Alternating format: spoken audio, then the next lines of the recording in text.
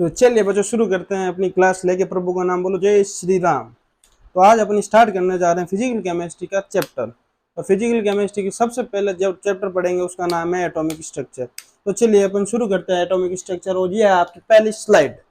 तो चलिए अपन इसमें डिस्कस करते हैं सबसे पहले मैटर।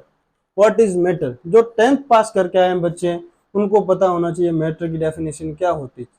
चलो तो मैं आपको बता देता हूँ इस क्लिप के माध्यम से मैटर क्या होता है। Anything that has mass and occupy space is known as matter. Anything that has mass, मैं हो गया, मेरा कुछ ना कुछ वेट है, उसको मास बोलते हैं अपन। मेरा कुछ मास हो गया। एंड ऑक्यूपाई स्पेस, मैंने कुछ ना कुछ एरिया कवर कर रखा है, ये मैंने स्पेस कवर कर लिया। Anything that has mass and occupy space is known as matter, इसका मतलब मैं खुद एक मैटर हो गया। सही बात है, तो मैं मैटर ही हूँ। सही सुना आपने। तो ये जो पेन है ये भी एक मैटर है। कॉपी है जिसपे आप लिख रहे हो वो भी एक मैटर है। फोन है जिसमें आप अभी ये वीडियो देख रहे हो वो भी एक मैटर है। तो चलिए अपन मैटर के बारे में अगला पॉइंट डिस्कस करने जा रहे हैं।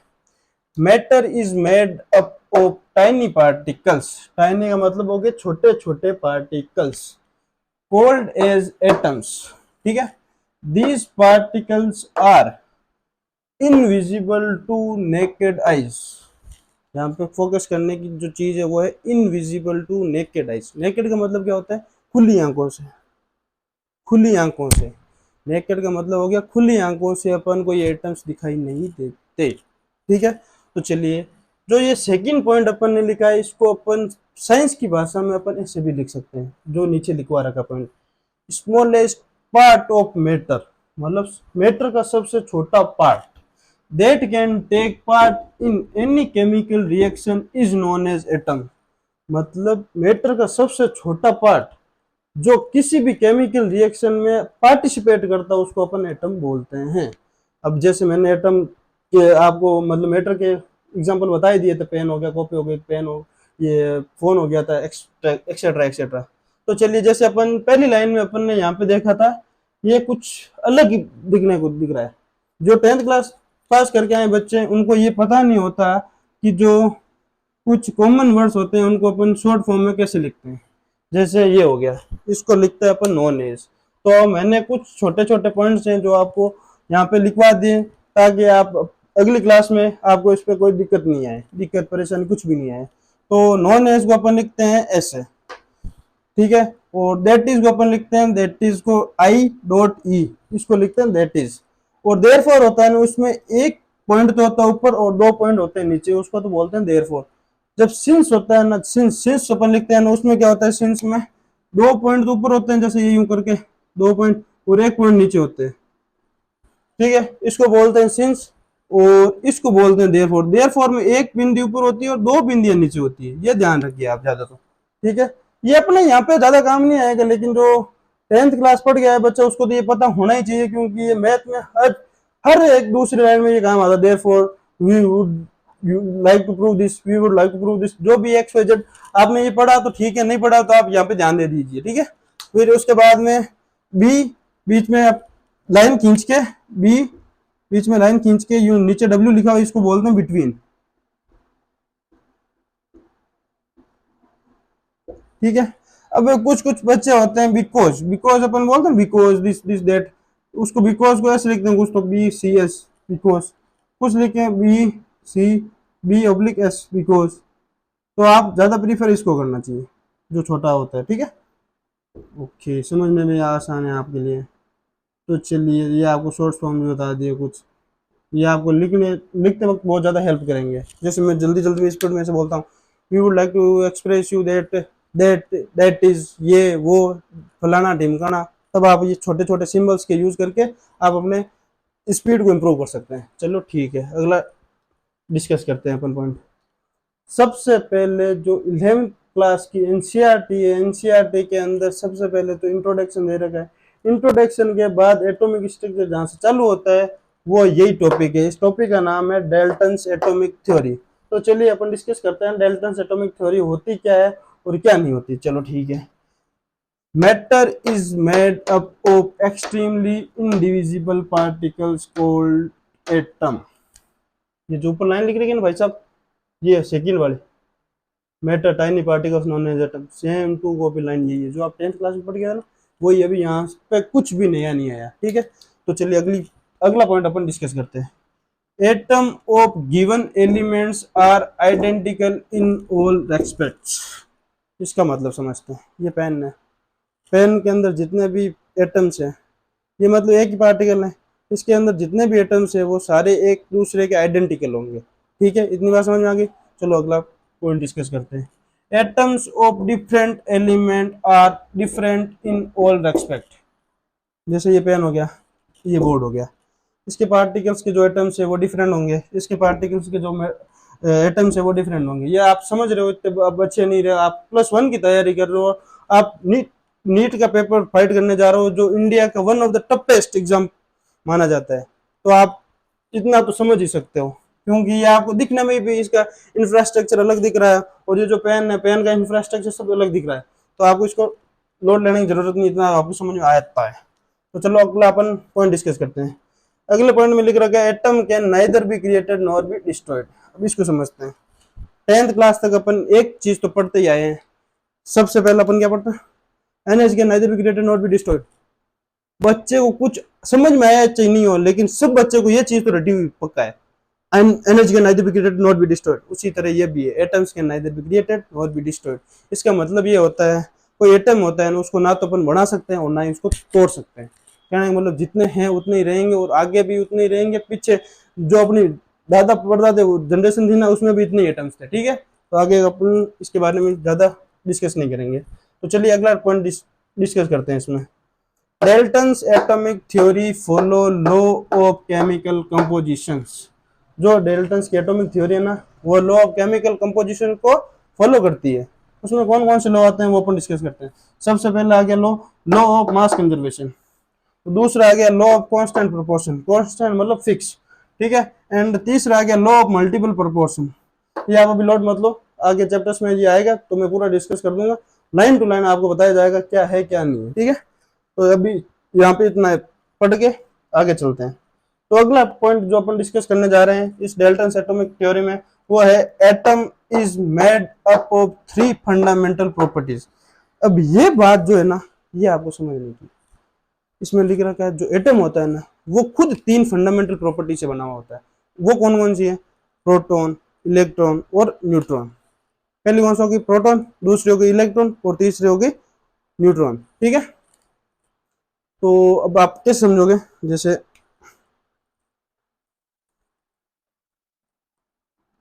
ये कोई सेंटर है,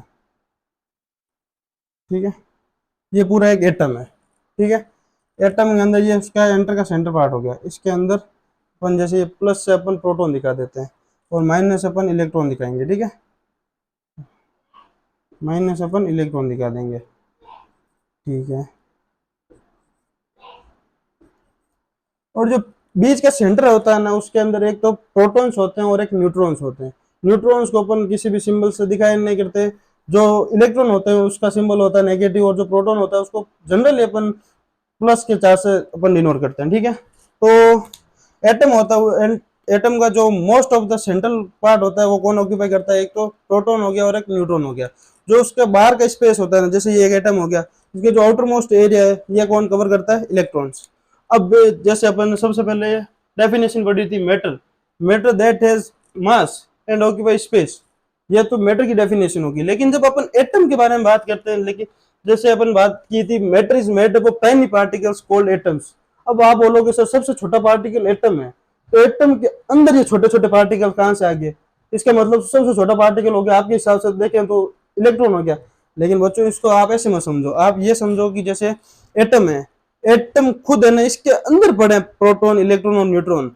ये इंडिविजुअल अलग अलग नहीं पड़े, जैसे इलेक्ट्रॉन अलग नहीं है, प्रोटॉन अलग नहीं है और न्यूट्रॉन अलग नहीं है। ये जब तीनों एक साथ इकट्ठे होके एक एटम को बनाते हैं, और एटम बहुत सारे एटम कलेक्टिवली कंबाइन होके एक पूरे एलिमेंट या किसी को भी कंपाउंड को बनाते हैं, ठीक है। तो आपको यहाँ पे इस चीज पे फोकस करना है। जो एटम होता है ना, वो 3 फंडामेंटल प्रॉपर्टी से मिलकर बना होता है। एक तो हो गया प्रोटॉन, एक हो गया न्यूट्रॉन और एक हो गया इलेक्ट्रॉन, ठीक है। तो चलिए अपन इसके बाद जो सबसे इंपॉर्टेंट पॉइंट डिस्कस करने जा रहे हैं आज की क्लास का, वो है ये टेबल। ये टेबल भाई साहब आज आपके पहले लेक्चर से लेकर लास्ट लेक्चर तक ये टेबल बहुत ज्यादा काम आएगी। तो चलिए शुरू करते हैं इस टेबल को। टेबल में सबसे पहले आता है इलेक्ट्रॉन। इलेक्ट्रॉन की खोज किसने की थी? जे जे थॉमसन ने की थी। किसने की थी भाई साहब? जे जे थॉमसन ने की थी। किसने की थी? जे जे थॉमसन ने की थी। ये याद होना चाहिए आपको।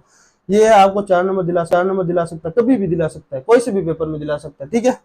तो उसके बाद में इलेक्ट्रॉन के ऊपर जो चार्ज होता है वो होता है -1.6 इंटू 10 की पावर -19 सॉरी 10 की पावर -19 कूलाम होता है। -19 कूलाम होता है। अब जो चार्ज होता है ना, चार्ज की बेसिक यूनिट क्या होती है? कूलाम होती है, ठीक है। उसके बाद अपन चलते हैं मास। जो इलेक्ट्रॉन होता है, इलेक्ट्रॉन का मास होता है 9.1 इंटू 10 की पावर -31 kg। यहाँ पे फोकस करना है आपको। ये जो यूनिट है ना, यूनिट का बहुत ज्यादा इंपॉर्टेंस होता है भाई साहब। खेल आप जो यूनिट का खेल है ना, यूनिट एंड डायमेंशन में पढ़ोगे। कौन से? फिजिक्स का जो सेकंड चैप्टर है ना, यूनिट एंड डायमेंशन, उसमें आपको सब पता चल जाएगा यूनिट का कितना महत्व है और कितना नहीं है। तो अभी यहाँ पे अपन ये देख रहे हैं कि केजी, जैसे 9.1 इंटू 10 की पावर -31 इसका मास हो गया केजी में। लेकिन अब अगर अपन इसको ग्राम में कन्वर्ट करते हैं तो अपन क्या लिखते हैं? 9.1 इंटू 10 की पावर -31, ये तो हो गया केजी में। अगर इसको ग्राम में कन्वर्ट करना है तो अपन इंटू 1000 करते हैं। तो इसको अपन सिंप्लीफाई करके लिखेंगे, क्या आएगा? 9.1 इंटू 10 की पावर -28 ग्राम, जो ये रहा आपके सामने, ठीक है। तो अब इसको एटॉमिक मास यूनिट में कैसे लिखेंगे? एमयू। ये एमयू क्या है? इसको लिखते हैं, इसको बोलते हैं एटॉमिक मास यूनिट। एमयू को एटॉमिक मास यूनिट बोलते हैं। वो आपको अगले चैप्टर में बता दिया जाएगा, पूरे डिटेल में अपन डिस्कस करेंगे। जो मोल कॉन्सेप्ट चैप्टर है आपका फर्स्ट चैप्टर फिजिकल केमिस्ट्री का, उसके बारे में सब डिस्कस होगा। ये एमयू क्या है, कहाँ से आया, कैसे आया, सब डिस्कस कर लेंगे। लेकिन आपको भी इतना ही ध्यान रखना, जो इलेक्ट्रॉन का मास है एमयू में कितना होता है, वो होता है 0.00054 एमयू। ये याद होना चाहिए। पॉइंट के बाद में कितने जीरो? 3 जीरो है। कितने? पॉइंट के बाद में 0 0 0, 3 बार 0, उसके बाद में 54 एमयू। ये आपको याद होना चाहिए एमयू में, ठीक है। उसके बाद स्पेसिफिक चार्ज क्या होता है? स्पेसिफिक चार्ज हो गया mass of charge of electron upon divided by mass of electron. ये ऊपर क्या आ गया?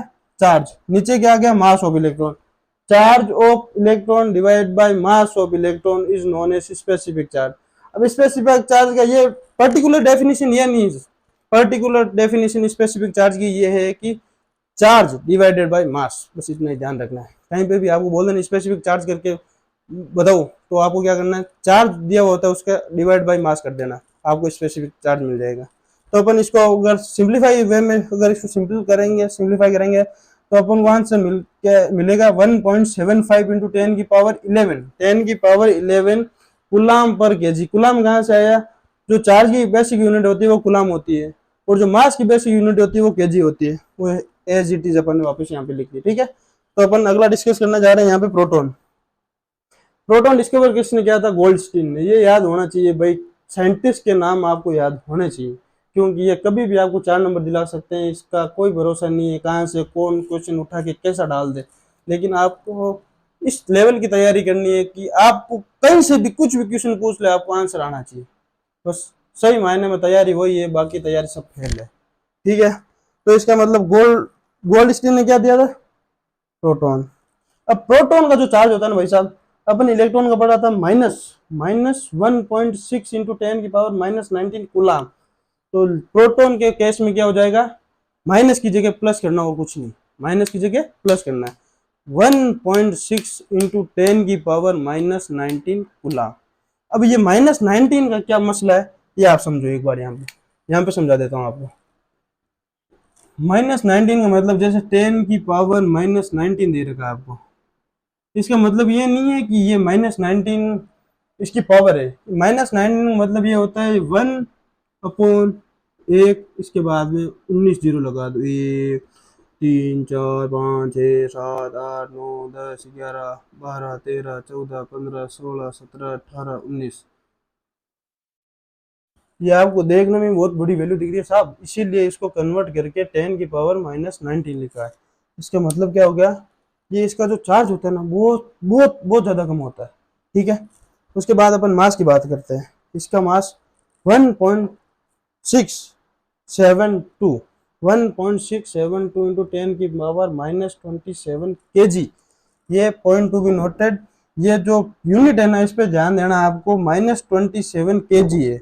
अगर इसी को अगर अपन ग्राम में लिखेंगे तो क्या लिखेंगे, 1.672 इंटू 10 की पावर -24 ग्राम। ठीक है, तो चलिए अगर अपन को इसको एएमयू में लिखना होता है, एटॉमिक मास यूनिट में लिखना हो, तो अपन क्या लिखेंगे, 1.0072 AMU।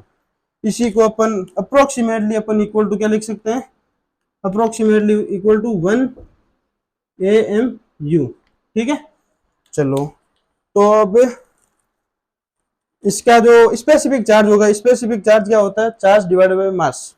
चार्ज है इसका 1.6 इंटू 10 की पावर -19, और जो इसका मास है वो है 1.672 इंटू 10 की power -27।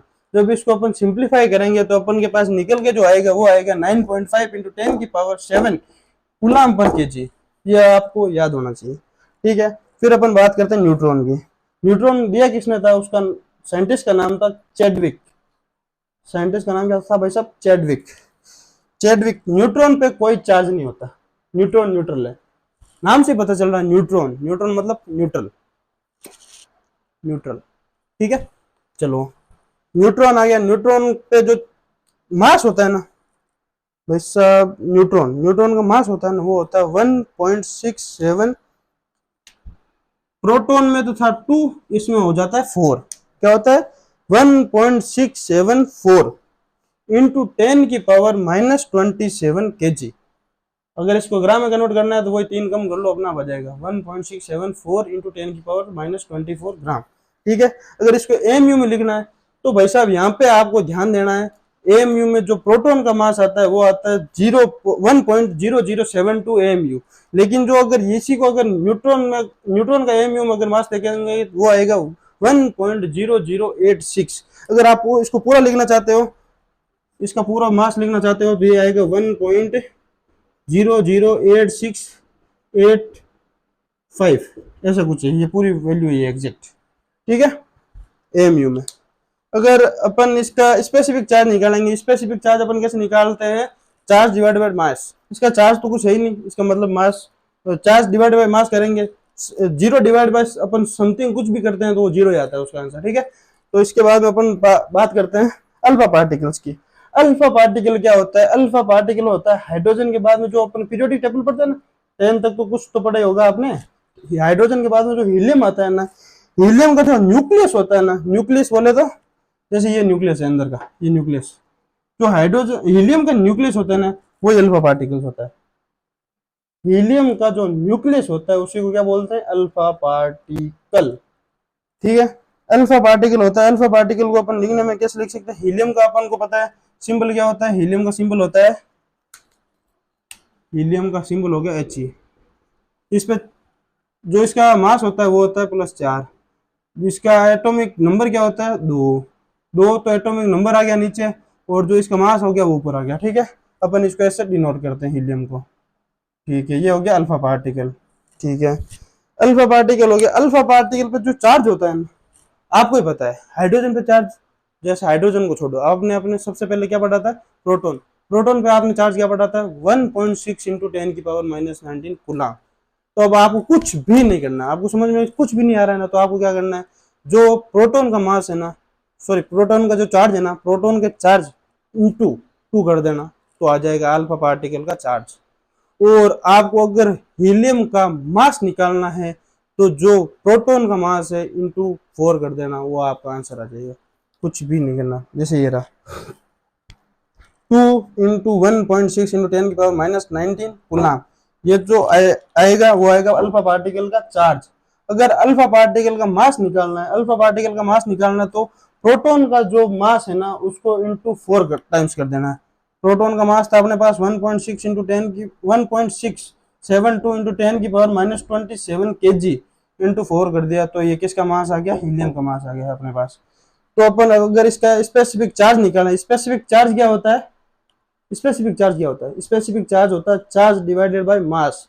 Charge divided by mass हो गया, तो अपन इसका चार्ज डिवाइड बाई मास करेंगे तो जो अपन के पास स्पेसिफिक चार्ज निकल के आएगा हीलियम का वो होगा 4.5 इंटू 10 की पावर 7 10 की पावर 7 कूलाम पर वही केजी। बस ये ध्यान रखना है आपको। तो चलिए मैं एक बार साइड में हो जाता हूँ, आप आराम से इसका स्क्रीनशॉट लेके साथ में लिख रहे हो तो बहुत ही बढ़िया बात है। स्क्रीनशॉट लेके और बढ़िया बढ़िया एकदम अच्छे से इसके नोट्स बनाओ, साथ साथ लिखो ताकि आपको याद होते रहेंगे। तो बच्चों ये है आपकी नेक्स्ट स्लाइड। अपन इस स्लाइड में बात करेंगे जो आपने अभी टेबल बनाई थी उस टेबल के बारे में, कुछ इंपॉर्टेंट पॉइंट्स जो आपको याद होने चाहिए।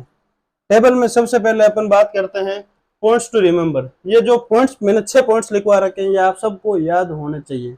सबसे पहला पॉइंट है इसमें order of specific charge. Specific charge का कॉलम अपन ने अलग से बनाया था, ये सबसे पहले अलग से कॉलम बना लिया था। इसके अंदर सबसे ज्यादा स्पेसिफिक चार्ज आया था वो आया था अपने पास इलेक्ट्रॉन का, क्योंकि इलेक्ट्रॉन का सबसे ज्यादा स्पेसिफिक चार्ज कैसे आए, क्योंकि 1.75 इंटू 10 की पावर 11 है।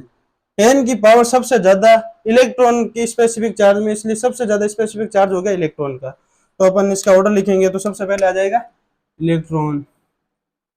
उसके बाद इलेक्ट्रॉन के बाद में अपन कंपैरिजन करते हैं तो ये तो आ गया अल्फा पार्टिकल का स्पेसिफिक चार्ज और ये आ गया प्रोटॉन का स्पेसिफिक चार्ज।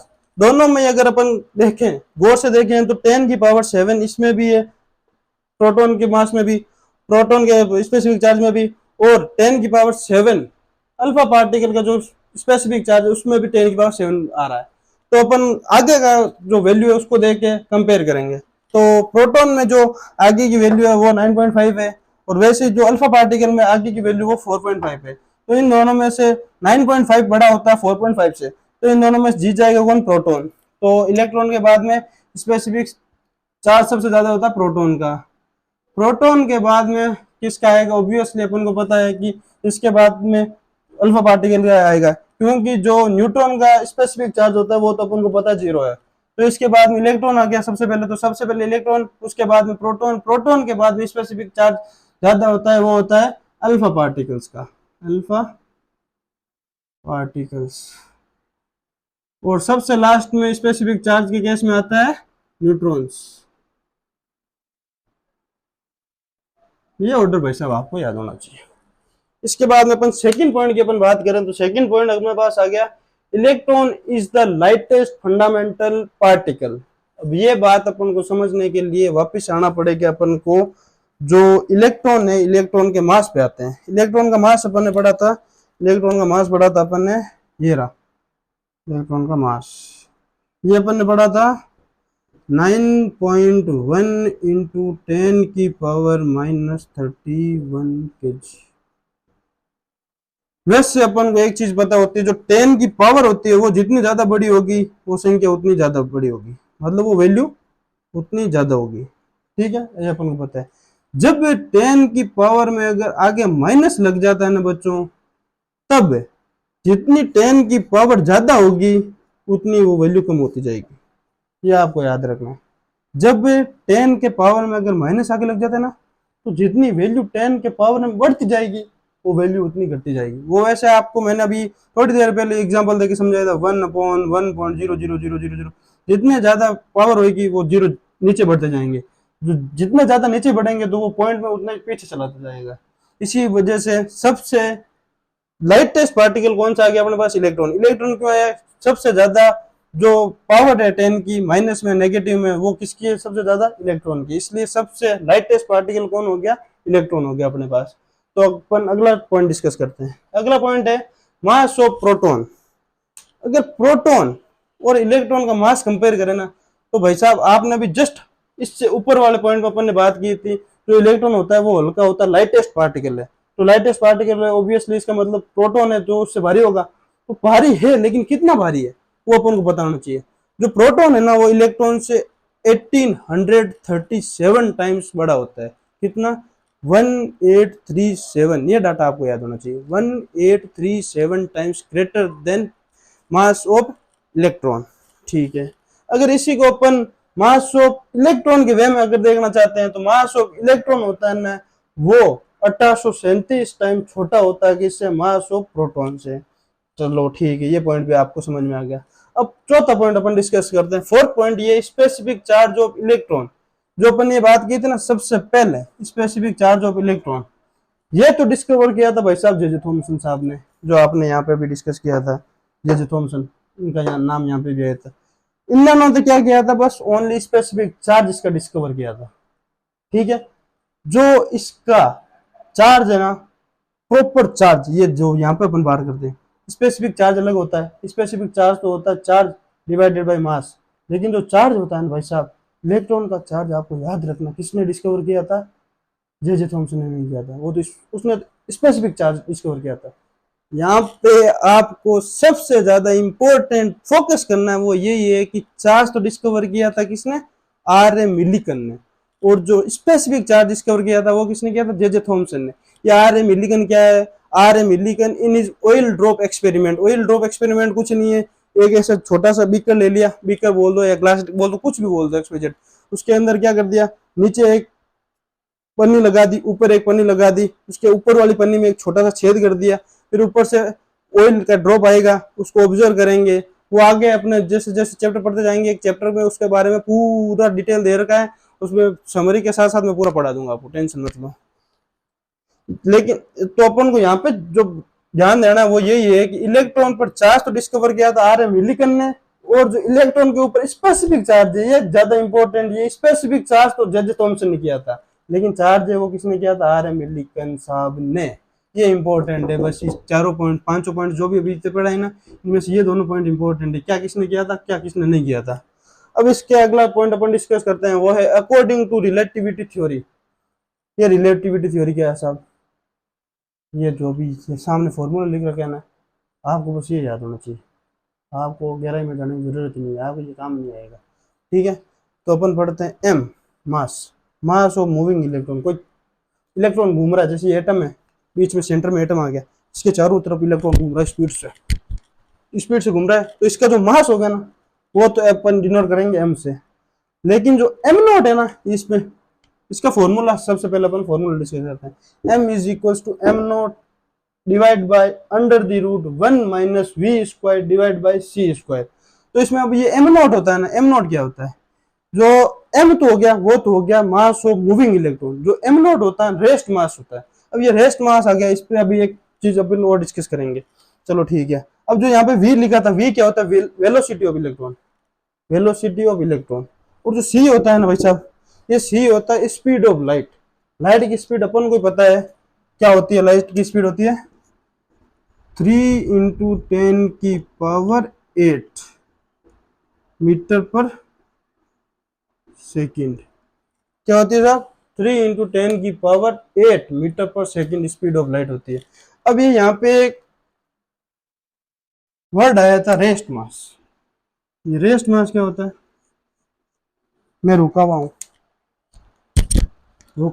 तो मेरा मास कम होगा, स्पीड से चल रहा हूँ, चलते वक्त अपन को भी पता है, जैसे कोई भी अपने ये पार्टिकल है, जैसे कुछ भी मान लो, अपन एक पत्थर को ले लेते हैं, पत्थर को लेके अपन 4 मंजिला इमारत पर चल गए, चलने के बाद अपन जैसे वहां पे अपन उसको वेट कर रहे हैं, तो वेट कर रहे हैं, उसका 5 kg आ रहा है, जैसे अपन उसको वहां से ड्रॉप करेंगे तो उसकी ग्रेविटी लगेगी उसके ऊपर, ग्रेविटी लगने के कारण वो नीचे जाएगा, जैसे जैसे नीचे जाएगा उसकी स्पीड बढ़ेगी, स्पीड बढ़ने के कारण उसका जो मास होता है ना, मूविंग मास, वो भी बढ़ जाता है। भाई साहब ये आपको ध्यान रखना, मूविंग मास और रेस्ट मास में दोनों में फर्क होता है, ये आपको ध्यान रखना है। अगर स्पीड ऑफ लाइट और वेलोसिटी ऑफ स्पीड अगर दोनों सेम हो जाती है, then mass of moving electron, mass क्या, मूविंग इलेक्ट्रॉन का मास कितना हो जाएगा, इनफाइनाइट। इनफाइनाइट मतलब बहुत बहुत बहुत ज्यादा हो जाएगा। मतलब अगर इलेक्ट्रॉन है ना, वो भाई साहब अगर इस लाइट की स्पीड से चलना शुरू हो गया ना, तो उसका मास तो भाई साहब इन्फिनिटी, कैलकुलेट ही नहीं कर सकता। तो आज की क्लास में अपन इतना ही पढ़ेंगे, कल कंटिन्यू करेंगे अपन